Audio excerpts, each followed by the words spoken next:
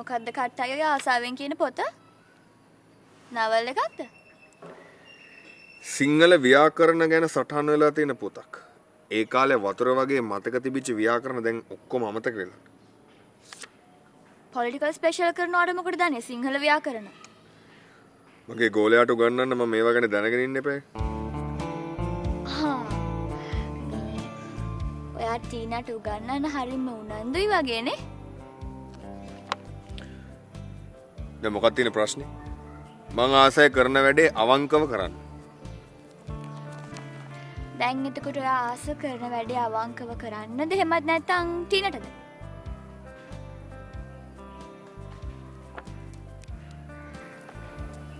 දැන් මොකද බලාපොරොත්තු වෙන උත්තරේ? හරි. කෙලින්ම කියන්නම්කෝ. ඔයාගේ ටීනාගේ අතර අෆෙයාර් එකක් තියනවද නැද්ද කියලා දැනගන්න එක. අෆෙයාර් එකක් කියන එකේ තේරුම බැඳීමක් කියන එක නම් ඔව්. මගේ ටීනාගේ අතර බැඳීමක් තියෙනවා. හැබැයි ඒ ගුරුවරයා සහ ගෝලයා කියන බැඳීම.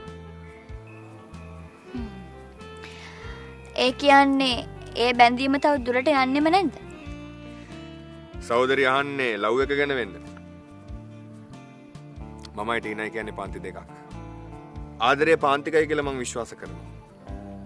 හැබැයි ඒ පන්ති දෙක අතර තියෙන ආදරයක් නෙමෙයි. ලොකු ગેප් එකක්.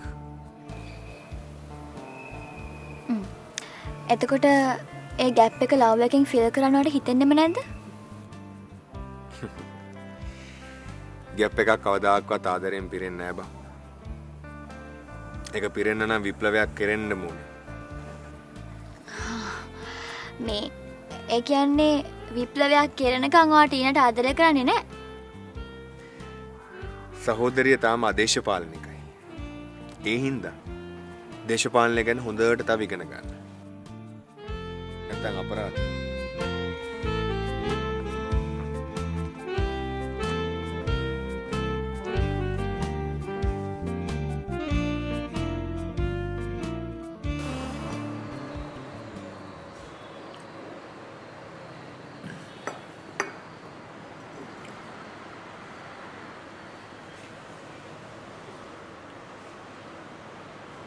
මොකද නර්මදා වටපිට බල බල තේක බොන්නේ.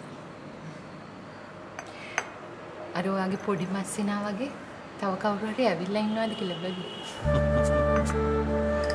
එහෙම ඇවිල්ලා ඉන්නව නම් එන්න කියලා මෙන්න මෙතන වාඩි වෙන්න කියලා හොඳ රස තේ එකක් හදලා දෙමු බොන්න කියලා. අපරාධේ. අර එදා ආපු වෙලාවේ මෙතනට අඬ ගහලා තේ එකක් අරන් දෙන්න තිබුණේ.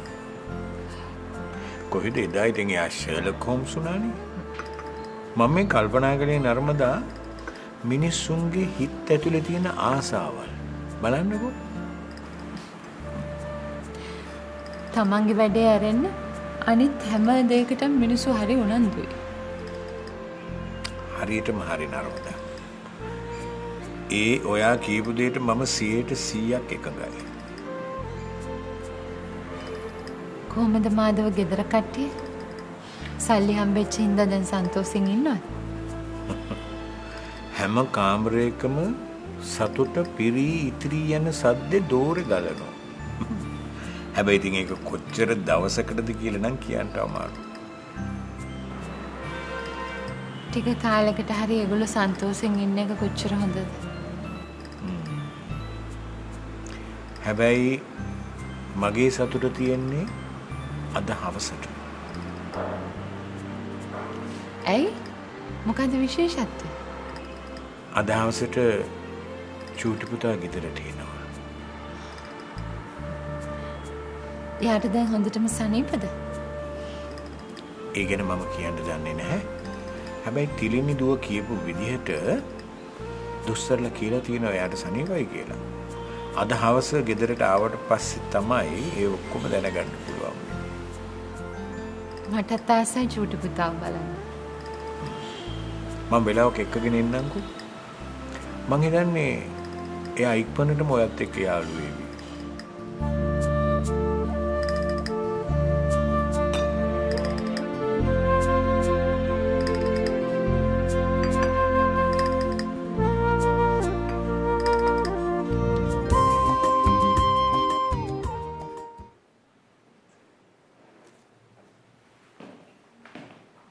දුව වගොඩක් බිසිද මේක? නෑ තාත්ති මේ දෙමෙන්දසා දෙපු හොම්වර්ක් වගේක් කරනවා. මේවා කරේ නැත්නම් යාගේ බැනුම් තමයි. හරි. හෝම්වර්ක් කොයිලාකවත් අතපසු කරගන්න එපා හොඳේ? හරියට වෙලාවට ඒව කරලා යාට බාර දෙන්න ඕන. හැබැයි මම මේ වෙලාවේ නම් ඔයාලට එක විනාඩියකට ඩිස්ටර්බ් කරනවා කමක් නැද්ද? අයියෝ තාත්ති මං එච්චර බිසි නෑ. මට තාත්ති වෙනුවෙන් ඕන තරම් වෙලාවක් දෙන්න පුළුවන්.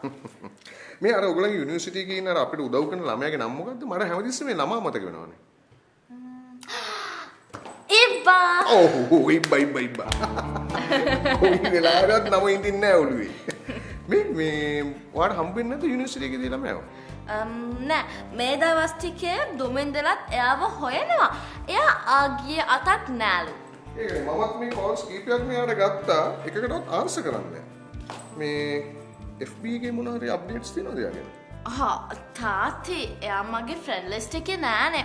හැබැයි තාත්තිට ඕනෙම නම් මට පුළුවන් එයාව සර්ච් කරලා බලන්න.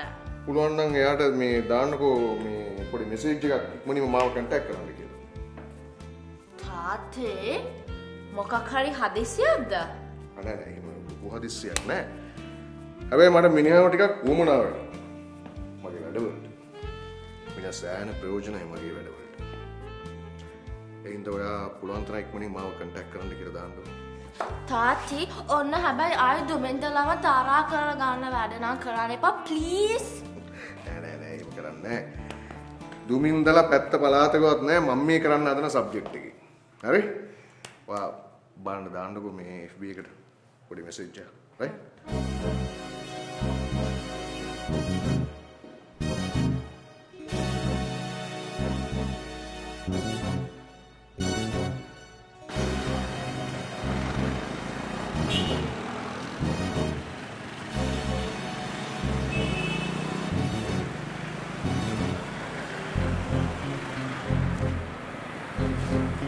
බානම් මරු උදාර අයියා වෙලාවක් කිව්වොත් පැය භාගයක් පරක් කළා තමයි එන්නේ.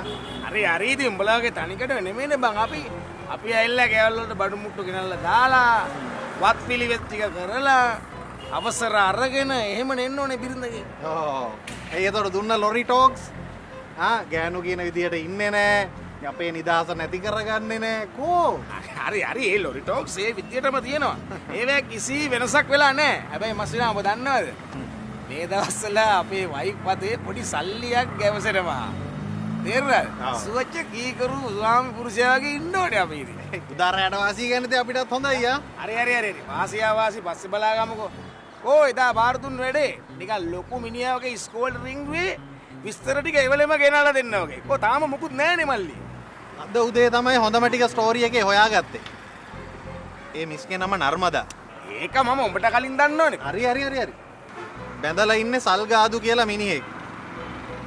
මිනිහට හොඳට සල්ලි එහෙම තියෙනවා. මිනිහා දැන් ලෙඩ වෙලා ඉන්නේ. වැඩි හරියක් ඉන්නේ ඉස්පිරිතාලේ. වයසක පොරක්. අන්න ඒක නම් ටිකක් පොඩි වැදගත්කමක් තියෙන කතාවක්. මොකද අපේ මස්සිනාකාරයා ලෙඩෙක් ළඟ නතර වෙනවා කියලා රැට ගියා කීප දවසක්. මිනිහා එන සල්ගාදු ගාවට ගියා වෙන්න පුළුවන්. එහෙම ගියාද?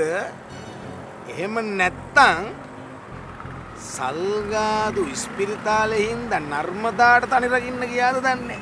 ඒ වෙන්නත් පුළුවන් ආ. කොහමරි මම නර්මදායේ ගේ දින තැන හොයාගත්තා. ලොකු ගියක්ද? එහෙම ලොකු නෑ. ඒත් අපේ වත්තේ උන්ගේ ගල් වලට වැඩිය ලොකුයි. සල්ලි තියෙනවද දන්නේ නේ. මං හොයාගත්ත විදියට මිනිහට සල්ලි තිබිලා තියෙනවා. ඒත් දැන් නෑ. හැබැයි දේපොළ එහෙම්මම තියෙනවා.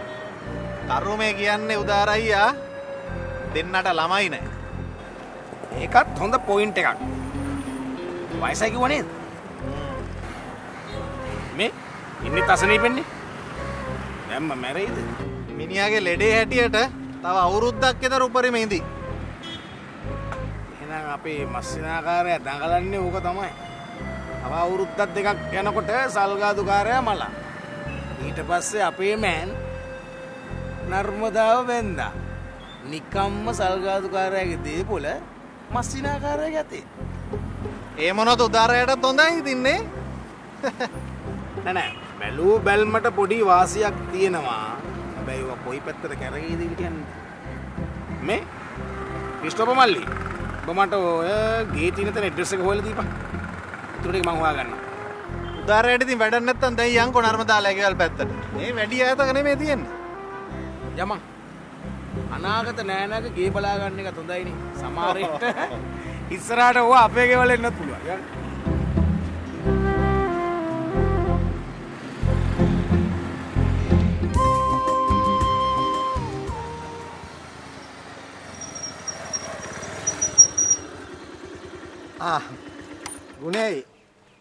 ගුණේ ඔයික් එක නැවැත්තුවේ හරියට පොලිසියෙන් පාර මැදට පැනලා නවත්තනවා වගේ. පොලිසියෙන් හැංගිලා ඉඳලා පාරට පනින්නේ දඩකොළ ලියන්න. මම දැන් පාරට පැන්නේ දඩකොළේ ලියාගෙන. ඇයි? මං හරි මන්තිරුවේ නෙමෙයි දාවේ නැත්නම් හයි ස්පීඩ්ද? මේ ඔබට ඕනේ මන්තිරුවක ඕනේ ස්පීඩ් එකකින් ඵලයක්. මට ඒක ප්‍රශ්නයක් නෑ. කලට වෙලාවට බදු ගෙවලා බලපත්‍රය අලුත් කරගන්න. මං දන්නවා. අයියට ගෙවාපු ගාන මදි කියලා. ඒත් මොනව කරන්නදයි? මේ ගෙදරේ උන්ගේ තියෙන තණ්හාවනේ. ගෙදර උන්ගේ තණ්හාව අඩු වැඩිය මං හොඳට දන්නවා. බර ගානක් වෙන්නේ නැති මේ බයිසිකලේ නේද? බර ගානක් මගෙන් ඉල්ලුවා. අඬලා අඩු කරගත්තා. අපි ඉතින් මෙහෙම බයිසිකලයක් පදින්නේ ගුණයට පින් සිද්ධ වෙන්න නේ. මට දෙන්නේ කියලා ගෙදර උන් දීපු ලක්ෂ 2කින් ලක්ෂයක් දාලා මේ බයික් එක ගත්තාම මේකට මට පින් දෙන්න ඕනේ තමයි. ගුණේ මොනවද මේ කියන්නේ? මං ගුණේ සල්ලි ගත්තේ නෑ. මගේ සල්ලි වලින් කොටස් තමයි ගුණේට දුන්නේ. ප්‍රියන්තමලයා ඔබ පොඩි කරන සුදුලුණු වලට මාව තම්බන්න ටිකක් අමාරුයි. ගේ ඇතුලේ ලක්ෂ 12 බෙදුනේ කොහොමද කියන එක මං හොඳට දන්නවා. ඒක ඉතින් අයියට කියන දෙයක් නෑනේ. අයියක දන්නවනේ. අර මං කියපු විදිහට තමයි හැමදේම බෙදුනේ. ඔබ සෙල්ලම් කරන්න තෝරාගත්තේ වැරදි මිනිහෙක් මස්සිනා. ඔබ මනුස්සකමට ඇවිල්ලා මට කිව්වනම් අයි ඔබට දීපු ලක්ෂ 2කින් මට ලක්ෂයක් දීපන් බයික් එකක් ගන්නයි කියලා. මං ඔබට තව රුපියල් 5000ක් දෙනවා හෙල්මට් දෙකකුත් ගන්න. ඔබ මාව තිරසනා කරන්න හදලා ඉවරයි. මේ හෙල්මට් එක දාන්න මේ පුංචි ඔලු ගෙඩිය ඉතුරු කරගන්න ඕන නම් පැය 24ක් යන්න කලින් අනිත් ලක්ෂයට ගෙනත් දීපන්. මං කොහොමද අයියේ මේ වෙලාවේ ලක්ෂයක් හොයන්නේ? ඒක හරි අසාධාරණ කතාවක්නේ. මේ මට ඒවා වැඩක් නෑ. හෙට හවස 5 වෙනකන් මං ඔබට කල් දෙනවා. 5 වෙනකන්. දැන් ඵලයක්.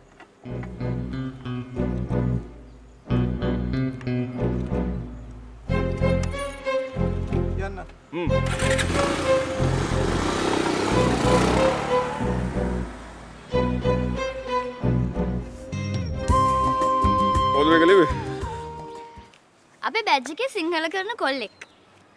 මේ එයා මේ පොදු වැඩවලට එහෙම වැඩි එන්නේ නැහැ. ඇත්තද? පොදු වැඩවලට ආවෙ නැති වුණාට මිනිහා මේ සිස්ටම් එක හොඳට රීඩ් කරලා තියෙනවා. එයා ලියන කවි එහෙම පොඩ්ඩක් අමුතුයි. අමුතුයි. කවියක් විදිහට මේක සාර්ථකද කියන්න මන් දන්නේ නැහැ රැල්ලි. හැබැයි මිනිහාට දේශපාලනය ගැන හොඳ දැනුමක් තියෙනවා. මම කැමති මිනිහව හම්බ වෙන්න. මේ මං එහෙනම් එයාට කියන්නද අද මැවිල කවුන්සිල් එකට අයව හම්බ වෙන්න කියලා? එපා. එහෙම වුණොත් මිනිහා එක වැරදිට රීඩ් කරයි. අපි දෙන්න හම්බෙන්න ඕනේ හම්බයක් විදියට. ඒ ක්‍රමය මොකක්ද කියන එක ඔයා ප්ලෑන් කරන්න.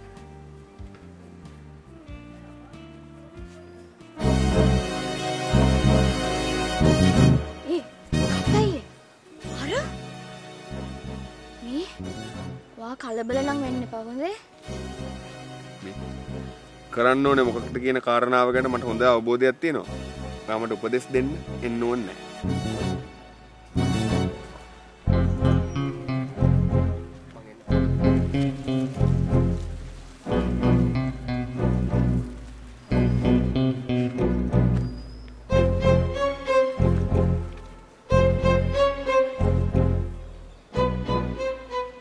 අට්ටප්. අයියෝ මගේ දේ ඔය විදිහට බලන්න. මං ගෙදරින් එනකොට බත් එකක් ගෙනා. මරේ යන්න කන්න.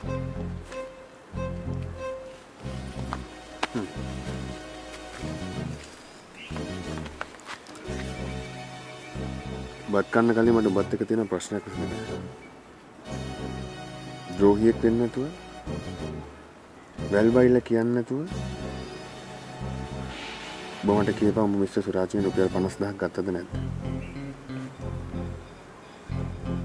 කියපන්.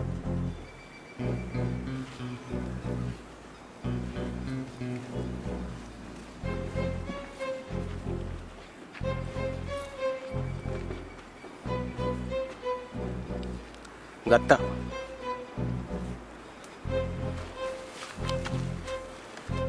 මොකද කිව්වේ?